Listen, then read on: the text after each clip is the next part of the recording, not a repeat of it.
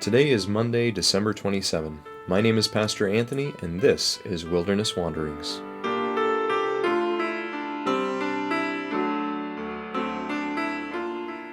Today our text comes from Luke chapter 2, and that's because we are going to continue plodding along through Luke's Gospel, right up through Jesus' Passion in the season of Lent.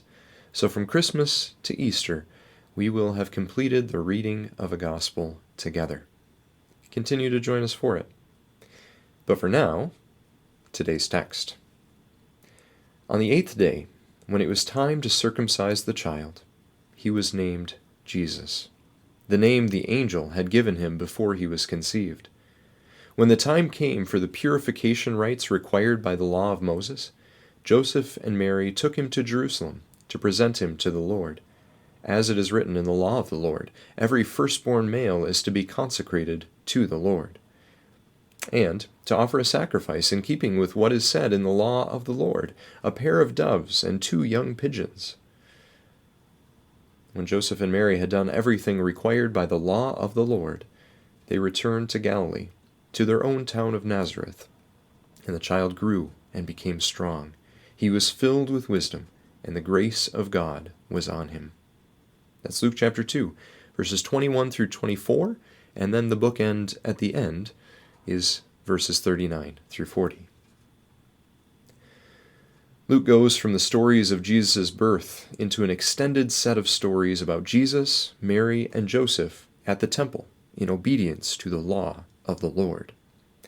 A lot of legalese frames these stories, which is Luke's way of saying that Mary and Joseph were among the righteous of Israel. They did everything right, quite literally, by the book, by the law of the Lord. In Jesus' later scuffles with the religious authorities, no one, therefore, could turn back and blame it on a heretical upbringing. Jesus was an insider to the Jewish faith and people, thoroughly, trained up in obedience to the ways and rituals of the temple, law, and synagogue. As Paul would later say to the Philippians, so could Jesus. Circumcised on the 8th day, of the people of Israel, of the tribe of Judah, a Hebrew of Hebrews, as for righteousness based on the law, faultless. This was a revelation that not everyone had the eyes to see and the ears to hear at that time, however. Joseph and Mary were portrayed not overtly, but still quite certainly, as outcasts of Israel in the opening verses of this chapter. There was, after all, no room for such a sinful, living together, pregnancy out of wedlock couple as them in the little town of Bethlehem. But then the story shifts. The unclean, cast-out shepherds are singled out and brought to the center of Israel's life as messengers of the gospel who would proclaim the Messiah's birth. And then the curtain comes up on Mary and Joseph, too, as they are also revealed to be not outcasts, but Hebrews of Hebrews, the very epicenter of righteousness, obedience, and attentiveness to God in the life of Israel. They had the eyes to see the angels, the ears to hear God's message, and the righteous obedience to follow through and enact the word of the Lord from both the law and the angel's message. So on the 8th day, in faithfulness to the law, these supposed outcasts had their child circumcised, naming him Jesus, in faithfulness to the word of the angel. What a supple faith and obedience that was both open to and able to integrate these various words from the Lord, both old and new, in a living, active obedience. And they would continue to do so. When the time came for purification after birth, they approached the house of God where there was room enough for them. They purified themselves and consecrated their child to the Lord. There's a provision in the law that allows families to redeem their child from this consecration to the Lord. But Mary and Joseph didn't do that.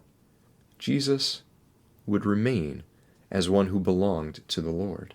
Again, a supple faith that integrated the reality of God's new revelation with the contours of Israel's ancient faith.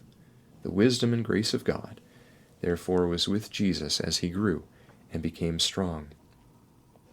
Now today we often think that to find our ways into more true or authentic forms of faithfulness to God, We need to abandon the old ways of the church with its boring, stodgy, firm-set rituals and rules. But that is not the biblical picture. In the telling of the Gospels, these new works and words of God come from the heart of faithful obedience and participation at the center of the life of faith, represented in the temple worship. Jesus is an insider from first to last. He does not reject the temple, its leaders, or its rituals, but speaks authoritatively from them to them as he fulfills them. Eventually, it is the leaders who will reject Jesus, but not the other way around. God continues to invite our faithfulness within the church, not outside of it. No matter how disingenuous, disheartening, or disheveled the place may be, it is still the context within which God chooses to work and invite our work, where he chooses to speak and continues to invite our response. So as you journey on, go with the blessing of God. May the peace of the Lord Christ go with you, wherever he may send you. May he guide you through the wilderness, protect you through the storm. May he bring you home rejoicing at the wonders he has shown you. May he bring you home rejoicing once again into our doors.